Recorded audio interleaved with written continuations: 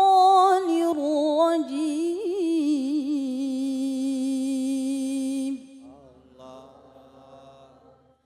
بسم الله الرحمن الرحيم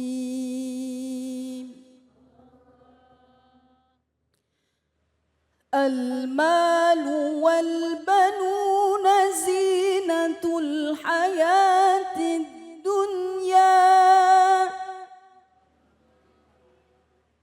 والباقيات الصالحات خير عند ربك ثوابا وخير أملا Sadaqallahul azim. Maha benar Allah dengan segala firman-Nya. Harta dan anak-anak adalah perhiasan kehidupan dunia, tetapi amalan-amalan yang kekal dan lagi soleh adalah lebih baik pahalanya di sisi Tuhanmu, serta lebih baik untuk menjadi harapan. Quran Surat Al-Kahfi ayat 46.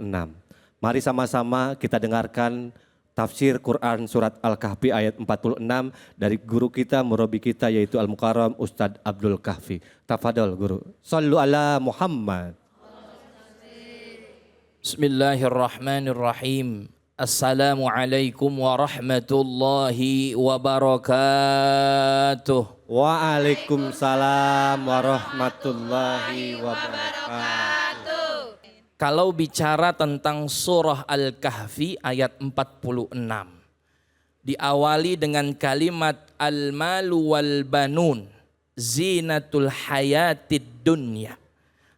Harta dan juga anak-anak itu adalah perhiasan dunia. Maka kalau saya tanya kepada Bapak Ibu hadirin sekalian, ada enggak yang enggak suka harta? Pasti semuanya suka. Suka sama harta? Suka. Suka enggak dengan putra putri Bapak Ibu? Pasti. Itu merupakan perhiasan dunia. Karena kehidupan ini kalaulah tidak ada al-mal wal banun itu tidak indah. Betul enggak? Akan tetapi kalau kita lihat al-mal banun itu artinya harta dan anak. Kalau kita lihat harta biasanya ada yang dia banyak hartanya, ada juga yang sedikit hartanya. Anak juga begitu, ada yang dia dianugerahi anak, ada juga yang mohon maaf belum dianugerahi anak oleh Allah Subhanahu wa taala. Maka kalimatnya di dalam Al-Qur'an zinah. Apa artinya zinah? Itu perhiasan. Ibu jamaah yang di sini ada yang pakai perhiasan enggak? Ada. Itu namanya perhiasan atau bukan? Sebelum jadi perhiasan seperti cincin, gelang, kalung, kira-kira bagus apa enggak? Emas sebelum ditempah, dicetak menjadi cincin, kilauannya tidak sebagus sekarang. Yang ibu-ibu kenakan cincin itu, betul enggak? Kalung, apalagi? Gelang, berlian, ya. Sebelumnya kalau kita lihat proses pembuatan emas, begitu kita kan ada tuh yang tradisional metode ayak pasir, itu tadinya tidak sekilau yang ibu-ibu pakai. Namun karena ditempah dengan benar, kemudian dipoles dengan benar, walhasil kilauan dari emas itu Masya Allah. Begitu ibu-ibu pakai, temennya ngelihat, cuing. Ya.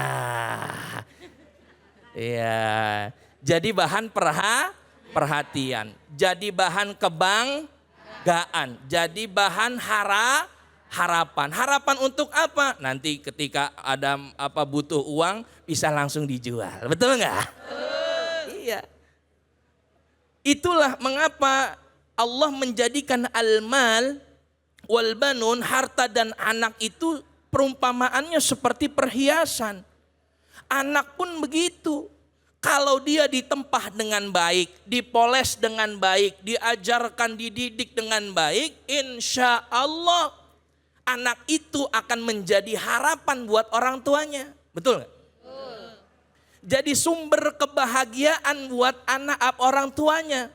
Kan banyak tuh orang tua yang bangga terhadap anaknya. Contoh misalkan qori'ah kita, Indana Zulfa. Masya Allah, bagus nggak Bu suaranya? Bagus. Jadi kebanggaan buat orang tuanya. Amin. Amin ya Rabbal Alamin. Pasti kita bangga. Karena konsep anak itu perhiasan, boleh jadi anak itu bisa meninggikan derajat orang tua, tapi ada juga anak yang justru ketika orangnya salah tempah terbalik menjatuhkan derajat daripada orang tua. Na'udzubillah summa na'udzubillah. Ibu pengennya anaknya ini yang banggain, nyenengin atau yang bikin susah? Pasti pengennya yang banggain. Yang pengennya nyenengin hati orang tua. Maka Allah berikan itu. Al-malu wal banun zinatul hayatid dunya. Itu adalah perhiasan dunia. Indah nggak Bu? Anak soleh, soleha, ganteng, cantik, kaya, raya, bisa pergihin haji orang tuanya. Amin. Kemudian ibu juga dikasih rizki banyak, hartanya banyak, mobilnya banyak, rumahnya banyak. Indah nggak Bu? Siapa yang gak pengen dengan anak yang soleh dan solehah dan juga harta yang banyak. Tapi kata Allah di dalam Al-Quran, boleh manusia menjadikan harta dan anak itu sumber harapan. Boleh gak? Tapi jangan terlalu menjadikan itu harapan. Mengapa? Karena di ayat selanjutnya, artinya lanjutan daripada ayat ini, ya, Allah Subhanahu wa taala berfirman, wal baqiyatus solihatu khairun inda rabbika.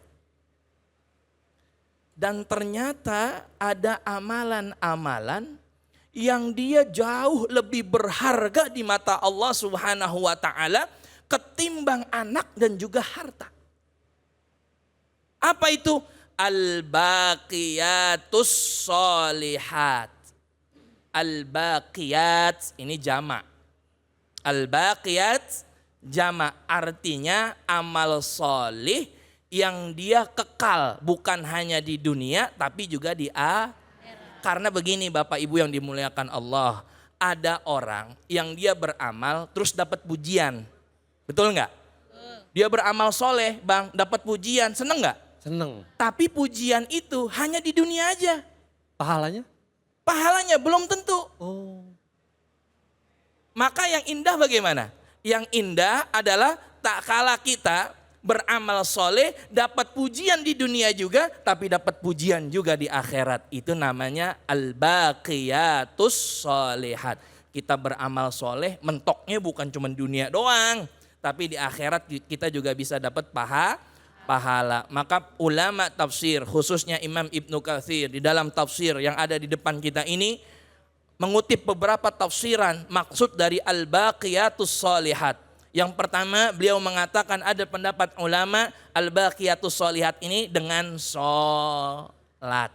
Apa? Sholat. Ibu rajin sholat nggak Bu? Ayo. Sering suruh anaknya sholat nggak Bu? Kalau anak udah gede, tua, bangkotan, kagak mau sholat, lemparin aja Bu, selepet pakai sejadah. Mau jadi apa? Udah tua, bangkotan, nggak mau sholat. Boro-boro doain orang tua, justru malah bikin dosa orang tua. Nggak apa-apa Bu, fatribuh kata Nabi, boleh pukul, selepet. Ya. Jadi tak kala Imam Ibnu Katsir menafsirkan ini, ya, maka salah satunya adalah maknanya sholat. Yang kedua maknanya apa? Ternyata yang kedua maknanya wa mahiyya ya Rasulullah. Ternyata maknanya adalah zikir kepada Allah dengan subhanallah walhamdulillah wala ilaha illallah. Orang yang benar-benar meyakini kalimat ini pasti dia akan jauh daripada maksiat kepada Allah Subhanahu wa taala. Maka ini perbanyak nih kalimat subhanallah walhamdulillah wala ilaha illallah akbar. Tapi bukan hanya sekedar kalimat. Akan tetapi jangan sampai syirik kepada Allah. La haula wala quwata illa billah. Dengan begitu kita merasa takut, ya, melaksanakan apa yang diperintah Allah, menjauhi daripada larangannya, ya Bu ya. Al-baqiyatus sholihat, yang terakhir menurut ulama adalah amal solih kita, ya. Mudah-mudahan kita senantiasa bisa terus beramal solih, khususnya kita juga bisa mendidik anak-anak kita, ya, berbuat baik, amal soleh. Ada lagi endingnya, ya, wal baqiyatus sholihat khairun inda rabbika wa khairun amala, dan itulah sebaik-baik harapan. Jadi ternyata amal soleh diri sendiri, Bu, yang nanti bakal nolongin kita di akhirat. Anak mau boro-boro bisa ingat sama orang tua, alhamdulillah. Boleh jadi setelah meninggal bukan kita didoain, malah berebut warisan, betul nggak? Betul. Iya. Malah ada seorang anak yang nyumpahin orang tua buru-buru mati agar mendapatkan warisan. Na'udzubillah summa na'udzu. Maka ya Rasulullah SAW bersabda, yahrumu ibnu Adam. Anak Adam itu pasti akan tua. Wa yabqa ithnani. Dua yang dia kekal, apa? Al-hirsu wal amal. Keinginan, harapan, dan juga angan. Nah, makanya kita berangan-angan minta sama Allah memiliki harapan. Mudah-mudahan dengan kita senantiasa menjadikan al-baqiyatus sholihat, amal soleh, jaga sholat, jangan syirik sama Allah, jaga keluarga daripada perbuatan yang buruk. Mudah-mudahan itu menjadi penolong nanti kita di akhirat. Amin. Begitu bertemu Allah kita nggak malu. Karena kita punya bekal amal solih. Begitu kita wafatnya juga dalam keadaan husnul khatimah. Amin ya rabbal alamin. Wallahu a'lam bissawab. Baik, terima kasih kepada Ustadz Abdul Kahfi, luar biasa penjelasannya. Dan memang betul Ustadz Guru, ada orang tua ngelihat anaknya sakit, pengen orang tua ini anaknya umurnya panjang. Tapi ada anak yang orang tuanya sakit, pengen buru-buru orang tuanya meninggal buat ngerebutin harta warisan. Na'udzubillah. Mudah-mudahan kita terhindar dari hal yang seperti itu. Mudah-mudahan anak-anak kita jadi mahkota keluarga nanti di saat di hadapan Allah bisa memberikan tempat surga yang indah yang Allah berikan untuk kita semuanya. Sekarang segmennya yang mau nanya boleh. Siapa yang mau bertanya acungin tangannya. Ini mah semuanya semangat semua. Yang mana ya? Cantik-cantik semua. Yang ini nih, silakan. Ibu yang itu ya. Ibu siapa dari mana? Bismillahirrahmanirrahim. Assalamualaikum warahmatullahi wabarakatuh. Waalaikumsalam warahmatullahi wabarakatuh. Perkenalkan, nama saya Ibu Nuriyah dari Majelis Taklim Al-Mulisin RT 5 LW 04 Pancoran Mas Depok. Ya. Saya mau nanya Ustadz tentang putra-putri saya atau cucu saya. Bagaimana cara mendidik putra-putri saya atau cucu saya untuk sholat tepat pada waktunya, jangan entar-entar. Iya. Mohon dijawab. Ibu udah tepat tadi sholatnya belum? Insya Allah. Insya Allah, ya alhamdulillah. Ibunya udah ngasih contoh berarti aman. Tapi untuk mempertebal keyakinan cara mendidik, kita serahin nama Ustadz ya. Betul. Jangan nama saya. Iya, takutnya saya masalah. Ustadz Guru. Assalamualaikum warahmatullahi wabarakatuh. Waalaikumsalam warahmatullahi wabarakatuh. Masya Allah, ini namanya bagus sekali ya Ibu Nur. Niat ingin menjadikan anak-anaknya itu yang rajin sholat. Amin ya rabbal alamin. Baik, memang ini sangat sulit ya. Apalagi di zaman sekarang teknologi itu semakin canggih. Anak-anak itu lebih memilih main HP ketimbang sholat. Kadang bahkan sering lalai ketika ada handphone, gamenya belum selesai, dia disuruh sholat. Nanti dulu, tunggu 1 game, 2 game lagi ya, kan kayak gitu ya. Iya, ibu mungkin punya cucu, punya anak seperti itu ya. Ini menjadi problem buat kita semua. Yang pertama, ya, memang anak-anak itu sedang masa-masanya main. Ya, yang pertama, orang tua harus menjadi orang tua yang tegas. Ingat. Orang tua harus menjadi orang tua yang tegas. Waktunya main. Waktunya sholat, Sholat. Ketika orang tua sudah memiliki ketegasan dalam mendidik anak, insya Allah anak menjadi segan. Tapi terbalik, ketika orang tuanya ini mohon maaf terlalu menyepelekan, kemudian dia terlalu menganakkan anak, menyayangi, ketika anak main game disuruh sholat, oh ya udah 1 game lagi.